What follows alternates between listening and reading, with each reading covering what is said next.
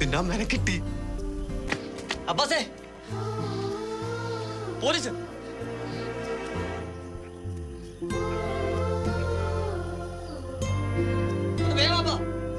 വേണ്ടാ, ചുറ്റും വളഞ്ഞുണ്ടാവും.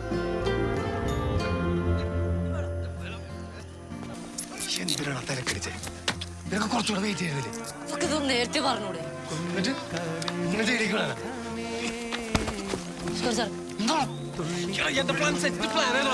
പറ്റിപ്പോയപ്പോ